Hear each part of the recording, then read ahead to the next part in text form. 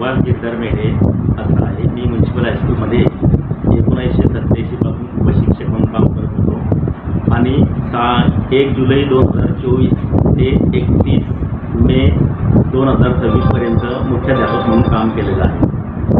एकूण 38 वर्ष माझी सेवा झालेली, 38 वर्ष 8 महिने माझी सेवा झालेली आहे. ज्यावेळेला 15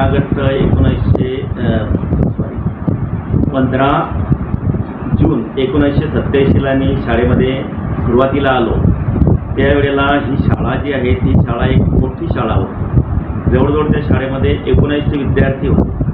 शाळेत जेव्हा मी प्रवेश केला त्यावेळेला मला असं वाटलं की एवढ्या मोठ्या शाळेमध्ये किती छान विद्यार्थी आहेत. मला इतका आनंद झाला की इतका मी ग्रामीण भागातून एक नवीन शिक्षक म्हणून आलेलो. मला जास्त अनुभव नव्हता, काहीच अनुभव नव्हता म्हणाल तरी चालेल.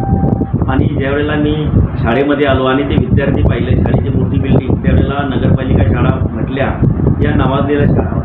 भुसावळला नगरपालिकेच्या DS हायस्कूल आणि म्युन्सिपल हायस्कूल अशा 2 शाळा होत्या. तर DS हायस्कूल या शाळेपेक्षा चांगल्या प्रकारची नावाजलेली होती आणि त्यांची शाखा ही म्युन्सिपल हायस्कूल. आमच्या बदल्यासुद्धा इकडे आणि तिकडेच होत असायच्या. जवळजवळ या शाळेमध्ये, ज्या शाळेमध्ये मी शिकतो तेव्हा त्यावेळेला 57चा स्टाफ होता. एकूण 57 कर्मचारी म्हणजे शिक्षक अधिक अर्पण वर्ग अधिक इतर कर्मचारी असे 57 होते. आणि त्या शाळेमध्ये म्हटलं तर त्या शाळेमध्ये साधारणतः 67 असे कर्मचारी होते. एवढी मोठी भली मोठी शाळा होती. आणि वर्गामध्ये गेल्यानंतर एका वर्गामध्ये साधारणतः 60 ते 70 विद्यार्थी असायचे. 9वी आणि 10वीच्या वर्गामध्ये तर 80 पर्यंत सुद्धा विद्यार्थी असायचे. त्या वर्गामध्ये गेल्यानंतर शिक्षकांपेक्षा ते मोठे मोठे विद्यार्थी असायचे. त्या काळामध्ये परिस्थिती अशी होती की एक मुलगा 9वीला म्हणा किंवा 8वीला 2-2दा नापास झाल्यानंतर त्याचं वय वाढत असायचं. आणि वय वाढल्यानंतर तो तंदुरुस्त व्हायचा आणि शिक्षक त्याच्या पुढे फिके पडायचे. ही परिस्थिती आज नाही आहे. का नाही आहे तर आज परीक्षा पद्धती शासनाने काढून टाकलेली असल्यामुळे 8वीपर्यंत नापास करायचा नाही म्हणून तो मुलगा सरळ 8वीपर्यंत येतो. त्याच्यात गुणामध्ये बदल होत नाही, त्याच्यात कुठल्याही क्वालिटीत बदल होत नाही. त्या काळात तसं नव्हतं. ज्या वेळेला मी लागलो त्यावेळेला 5वी 4थीमध्ये सुद्धा विद्यार्थी नापास होत होता. आणि नापास झाल्यानंतर त्याला आपण काहीतरी अभ्यास करावा असं वाटत होतं. आजची परिस्थिती अशी आहे की 8वीपर्यंत विद्यार्थ्याला वाचन करता येत नाही आणि तो 8वीतून 9वीत जातो आणि 10वीत जातो. आणि शासनाच्या काही चुकीच्या धोरणांमुळे हे त्याच्यामध्ये गुणात्मक बदल आहे, परंतु वैचारिक पातळीच्या विद्यार्थ्यांची वाट केली.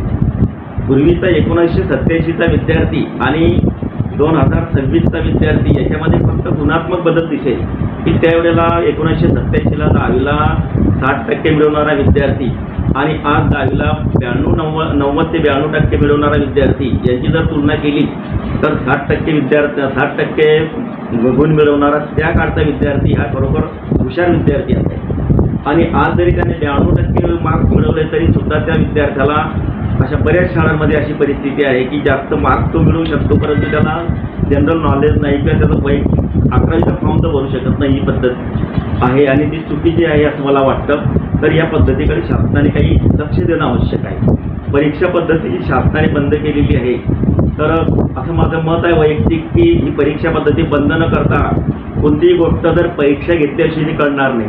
विद्यार्थी जोपर्यंत परीक्षा देणार नाही तोपर्यंत आपण पास होऊ हे विद्यार्थ्यांना कळत नाही. 8वीपर्यंतची पद्धत जी आहे शासनाची परीक्षा न घेण्याची तर ही चुकीची पद्धत वाटते मला. माझ्या मते ती जर पद्धत बदलवली आणि पूर्वीची जी पद्धत आणली तर आज सुद्धा जे विद्यार्थी आहे ऑलरेडी हे विद्यार्थी मोबाईलमध्ये ज्ञान मिळवून भरपूर काही आहे. परंतु जुनी पद्धत अधिक मोबाईलचं ज्ञान हे जर मिळवलं तर आजचा जो विद्यार्थी 90% मिळवतोय तो हा 90पेक्षा 100% मार्क्स मिळवेल आणि या परदेशामध्ये जाण्यासाठी सुद्धा लायकीचा होईल आणि देशाला काहीतरी एक उभारणी करू शकेल.